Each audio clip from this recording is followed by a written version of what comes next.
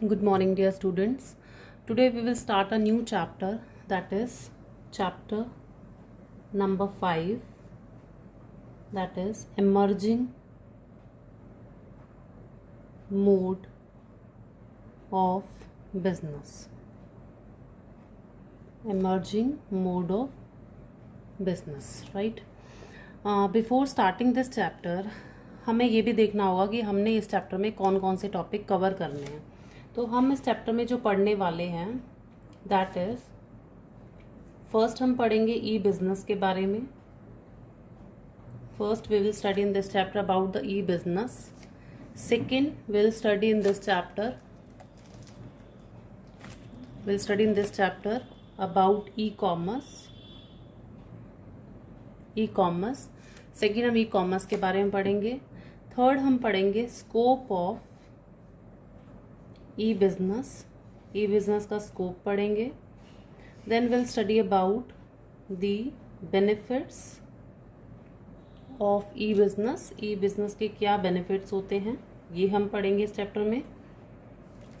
Then हम पढ़ेंगे difference between traditional business and e business. Traditional business और e business का डिफरेंस पढ़ेंगे. Then will study about the outsourcing के बारे में पढ़ेंगे इस चैप्टर में. आउटसोर्सिंग में दो कॉन्सेप्ट आते हैं, एक बीपीओ आता है और एक केपीओ आता है, right.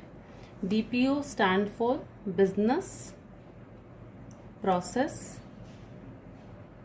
outsourcing and KPO stand for knowledge process outsourcing. ठीक है. जब हम बीपीओ के बारे में पढ़ेंगे तो हम इसमें इसका मीनिंग कवर करेंगे, इसके फीचर्स कवर करेंगे, इसका स्कोप और इसकी नीड. जब हम केपीओ के बारे में पढ़ेंगे तब हम इसका मीनिंग कवर करेंगे and will cover its features. Okay, so these are the list of the topic that we have to study in this chapter. Emerging mode of business में हम ये सारे टॉपिक्स के बारे में पढ़ने वाले हैं, right. Before starting these topics we all must clear about the meaning of the chapter actually क्या रहा है. chapter name is emerging mode of business. see, chapter name हमें क्या कह रहा है, mode of business. अगर मैं इस चैप्टर के नेम को emerging mode of business को दो पार्ट्स में क्लासीफाई कर दूं, वो बन जाएगा, emerging को मैंने अलग कर दिया, mode of business को अलग कर दिया, राइट. तो mode of business का मतलब क्या है, मोड ऑफ बिजनेस को करने का मोड, बिजनेस को करने का तरीका, means method of conducting business, और you can say manner of conducting business. Business को करने का तरीका क्या है, वे ऑफ डूइंग बिजनेस को करने का तरीका, राइट. तो मोड ऑफ बिजनेस का मतलब यही हुआ कि बिजनेस को करने का तरीका क्या है, कि हम किस तरीके से बिजनेस कर रहे हैं. एंड एमर्जिंग का मतलब क्या हुआ, एमर्जिंग मतलब जो चेंजेस आने वाले हैं, जो चेंजेस आ चुके हैं, मतलब बिजनेस को करने के तरीके में जो चेंजेस आ रहे हैं, that we will study in this chapter. Emerging mode of business को करने के तरीके में जो चेंजेस आ रहे हैं, तो वो एमर्जिंग मोड ऑफ बिजनेस है. बेसिकली यहाँ पर दो ही ट्रेंड हैं, मतलब अगर हम पूरे कॉन्सेप्ट की बात करें तो देयर आर 3 ट्रेंड्स जो हमारे मोड ऑफ बिजनेस में आ चुके हैं. जो चेंजेस जो आए हैं वो क्या हैं, पहला आया आजकल डिजिटाइजेशन बहुत चल रहा है, डिजिटाइजेशन. सेकेंड है आउटसोर्सिंग, राइट. थर्ड है internationalization, which is also known as globalization. तो यहाँ पर 3 ट्रेंड की हम बात करें कि बिजनेस को करने के जो चेंजेस आए हैं वो बेसिक 3 ट्रेंड्स जो आ चुके हैं। एक डिजिटाइजेशन आ चुका है। डिजिटाइजेशन मतलब क्या कि हम कहते हैं आजकल डिजिटाइजेशन है, मतलब सारा काम इलेक्ट्रॉनिक चल रहा है, इलेक्ट्रॉनिकली चल रहा है। लाइक अगर हमें कुछ चीज़ खरीदनी है तो भी हम ऑनलाइन परचेज कर रहे हैं, राइट। अगर हमें किसी को पेमेंट करने हैं that is also doing electronically, like we are paying through Paytm, through Google pay, through PhonePe, हम नेट बैंकिंग यूज़ कर रहे हैं। तो ये सारा डिजिटाइजेशन आ चुका है, मतलब इलेक्ट्रॉनिकली चल रहा है सब कुछ। सेकेंड कॉन्सेप्ट है आउटसोर्सिंग। आउटसोर्सिंग हम इस चैप्टर में इस टॉपिक पे जब आएंगे तब हम पढ़ेंगे। Internationalisation, globalisation. ग्लोबलाइजेशन हो चुका है, मतलब आप इंपोर्ट एक्सपोर्ट कर रहे हैं। तो हमारा जो इस चैप्टर का पार्ट है, हम इस चैप्टर में 2 ट्रेंड्स के बारे में पढ़ेंगे। डिजिटाइजेशन हम पढ़ेंगे, आउटसोर्सिंग पढ़ेंगे। और जो तीसरा ट्रेंड इंटरनेशनलाइजेशन और ग्लोबलाइजेशन का आया है, ये हम चैप्टर 10 में पढ़ेंगे। यह भी इस चैप्टर का पार्ट नहीं है, ये हम चैप्टर 10 में पढ़ेंगे। तो हम इन 2 कॉन्सेप्ट पे फोकस करते हैं, डिजिटाइजेशन और आउटसोर्सिंग। तो ये हमारे चैप्टर का मीनिंग हो गया। Emerging mode of business means जो चेंजेस आए हैं बिजनेस को करने के लिए, वो हमारे पास डिजिटाइजेशन आ चुका है और आउटसोर्सिंग आ चुका है। ठीक है, एक चीज़ यहाँ पर इम्पॉर्टेंट है कि जो डिजिटाइजेशन और आउटसोर्सिंग की जो हम बात कर रहे हैं, when we talk about the digitization and outsourcing, these are not new business. ये कोई नए बिजनेस नहीं है क्या कि डिजिटाइजेशन का बिजनेस आ चुका है नया, आउटसोर्सिंग का बिजनेस आ चुका है। तो these are not the new business, ये कोई नए बिजनेस नहीं है। These are actually, these are just simply new ways of doing business. ये नए बिजनेस को करने के नए तरीके हैं सिर्फ, ये कोई नए बिजनेस नहीं है। These are not the new business, ये कोई नया बिजनेस नहीं है। These are just the new ways of doing business, ये नए बिजनेस को करने के नए तरीके हैं, राइट। तो ये हमारा एमर्जिंग मोड ऑफ बिजनेस में आया कि बिजनेस को करने के जो चेंजेस आ चुके हैं वो डिजिटाइजेशन और आउटसोर्सिंग आ चुके हैं। But these two are not the new business, these are just the new ways of doing the business. तो ये हमने इस चैप्टर में पढ़ना है। अब आई होप कि चैप्टर का मीनिंग क्लियर होगा, एमर्जिंग मोड ऑफ बिजनेस का मीनिंग होता क्या है, राइट। अब हम स्टार्ट करते हैं इस चैप्टर को ई बिजनेस से। ई बिजनेस होता क्या है,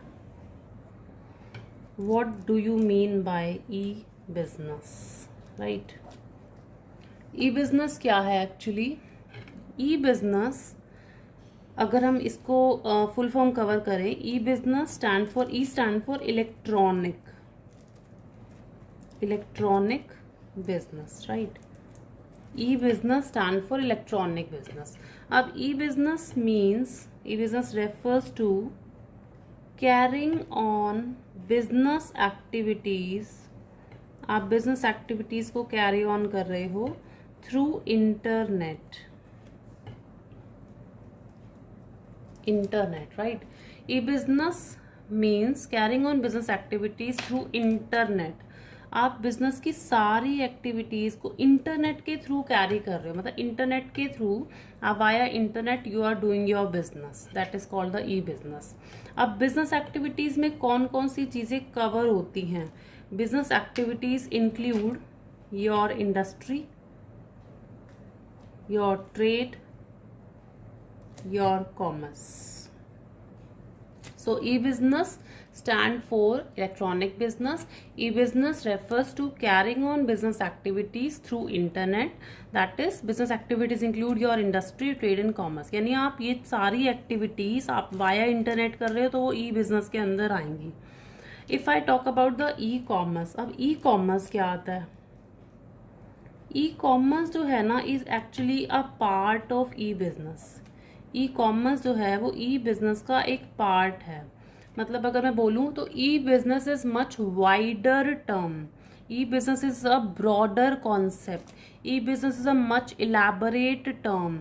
ई commerce just a part of the e business. E business जो है बहुत ब्रॉडर है, बहुत बड़ा कॉन्सेप्ट है, इसमें सारी एक्टिविटीज आ जाती हैं। लेकिन ई कॉमर्स ना नैरो स्कोप है, ई बिजनेस थोड़ा सा छोटा है।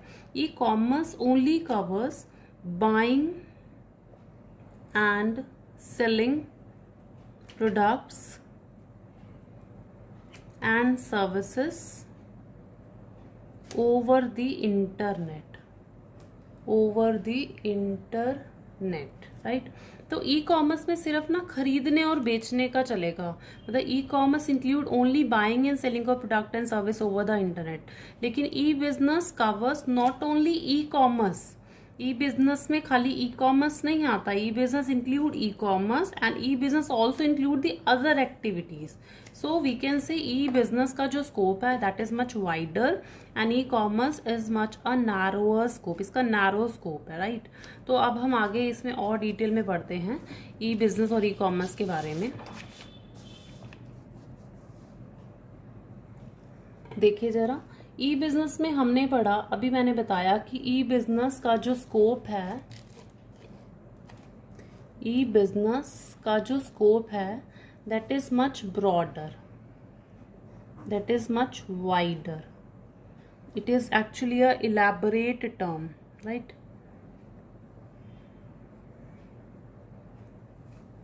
ये इलैबोरेट टर्म है। और जो ई कॉमर्स है उसका जो स्कोप है वो नैरो स्कोप है, मतलब बिकॉज ई कॉमर्स जो है वो ई बिजनेस का एक पार्ट है, राइट। अब मैंने बोला ई बिजनेस में ना ई कॉमर्स तो आएगा ही आएगा, means E business include not only e commerce, इसमें ई कॉमर्स तो आता ही आता है, बट ऑल्सो इंक्लूड इसमें और कौन सी चीज़ें आती हैं, दैट इज इसमें प्रोडक्शन भी आएगा ई बिजनेस के अंदर। E business include production, e business include inventory management, e-business include product development, e-business include accounting and finance, and e-business also include HRM यानी human resource management. So e-business include not only e commerce, यानी ई business में e commerce की जब हम बात करेंगे तो हमारे माइंड में क्या आएगा, buying and selling. So e-commerce, e-business include not only e-commerce, means e-business include not only buying and selling, it also include these kind of activities, में ये सारी चीज़ें भी आती हैं। तो हम कहीं e-business जो एक बहुत बड़ा टर्म है, इसमें प्रोडक्शन भी आएगा, इन्वेंट्री मैनेजमेंट भी आएगा, इसमें प्रोडक्ट डेवलपमेंट भी आएगा, इसमें फाइनेंस भी आएगा, HRM भी आएगा, लेकिन ई कॉमर्स में सिर्फ बाइंग एंड सेलिंग आएगा। मीन्स जो हमारा ई कॉमर्स है, ई कॉमर्स में क्या कवर करता है, e commerce covers only firm interaction, firm का इंटरेक्शन हो रहा है with its customer and with its suppliers. The e commerce covers only firm interaction with its customers and suppliers over the internet, right. तो ये हमारा ई business और e commerce का term था। ई बिजनेस वाइडर है, ई कॉमर्स नैरो है। यहाँ पर हम ई बिजनेस ई कॉमर्स का टर्म क्लियर करते हैं। फिर हमें जो नेक्स्ट टॉपिक पढ़ना है that is scope of e business. E business का स्कोप क्या है, ये हमने हम नेक्स्ट टॉपिक स्टार्ट करते हैं, स्कोप ऑफ ई बिजनेस, ठीक है। अब इसमें क्या है देखिए, अब हमने अभी पढ़ा है the scope of A business is much wider, ये अभी हमने पढ़ा। Scope of business is much broader, scope of A business is a elaborate term, right. लेकिन अगर हम इन ई बिजनेस का स्कोप अगर हम एग्जामिन करें, if we check, if we inspect the scope of e-business in terms of the people, in terms of the parties involved in electronic transaction, अगर हम ई business का स्कोप पढ़े इन terms of the people, in terms of the parties involve in electronic transaction, तो हम scope of business हम divide कर सकते हैं इन 4 parts. If we talk about the scope of e-business, then we simply says e-business scope is much wider and broader. If we examine the scope of e-business in terms of the people or parties involved in electronic transaction, then the scope of e-business is divided in 4 parts. Means it include B2B commerce. ये क्या है अभी हम पढ़ेंगे, B2B commerce, B2C commerce, intra B commerce, C2C commerce, ठीक है। तो scope of e business अगर हम एग्जामिन करें in terms of the people और parties involve in electronic transaction, तो वो 4 आएंगी, B2B commerce, B2C commerce, intra B commerce, C2C commerce, right. तो हम स्टार्ट करते हैं फर्स्ट से, B2B कॉमर्स। ये क्या होता है B2B कॉमर्स? सी, पहले तो इसकी फुल फॉर्म पढ़नी पड़ेगी। B2B stand for business to business, मतलब जो यहाँ पर फर्स्ट बी है that indicate the business firm, second B also indicate the business firm. So B2B commerce, here the parties involve in the transaction, यहाँ पर जो ट्रांजेक्शन्स में parties आ रही हैं, these parties are here, both the parties are business firm. यहाँ पर दोनों की पार्टीज जो हैं, दोनों ही जो फर्म हैं वो इंटरेक्शन जो करेंगे वो बिजनेस फर्म ही होंगी। So B2B commerce stand for business to business commerce. Here both the parties involved in the transaction are business firm, right? फिर यहाँ पर क्या कहता है एक बिजनेस फर्म दूसरी बिजनेस फर्म के साथ अगर इंटरेक्ट कर रहा है तो वो B2B कॉमर्स में आएगा। अब कैसे आएगा? सपोज एक जो बिजनेस फर्म है, राइट, एक बिजनेस फर्म है, वो इंटरेक्ट कर रहा है, वो ना एक्चुअली अपने कस्टमर्स के साथ इंटरेक्ट कर रहा है। कस्टमर को वो एक सेटिस्फाई करना चाहता है और उसको वैल्यू कुछ प्रोडक्ट डिलीवर करना चाहता है, right. If one businessman want to satisfy its customer, if that businessman also wants to deliver the value to the customer, then this business firm need to interact, इसको दूसरे business firm के साथ interact करना ही पड़ेगा। Another business firm कहता है अगर एक बिजनेस फर्म को अपने कस्टमर को सेटिस्फाई रखना है और अगर एक बिजनेस फर्म को अपने कस्टमर को डिलीवर प्रोडक्ट करना है, then he need to interact with another business firm, उसको दूसरे बिजनेस फर्म के साथ इंटरेक्ट करना ही पड़ेगा। मतलब क्रिएशन ऑफ यूटिलिटी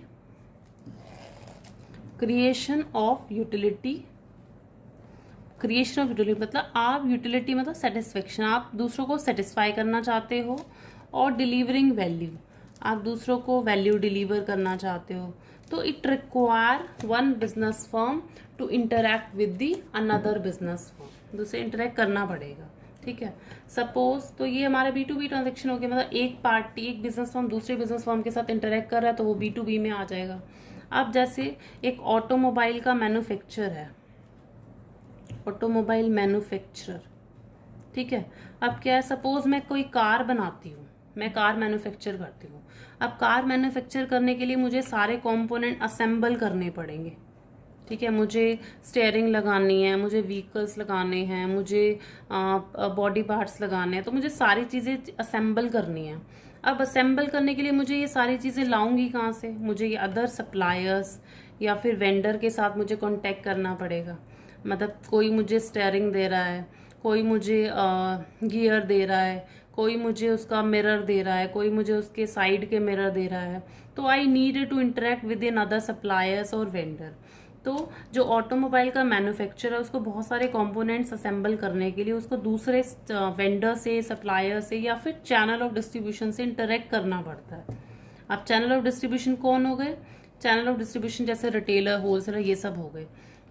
अब ये क्या हुआ कि अगर कार मैन्युफैक्चर दूसरे सप्लायर के साथ इंटरेक्ट कर, मतलब ये भी कौन हो गया? Business firm. वेंडर भी कौन हो गया? Business firm. तो ये भी कौन से हैं? Business firm.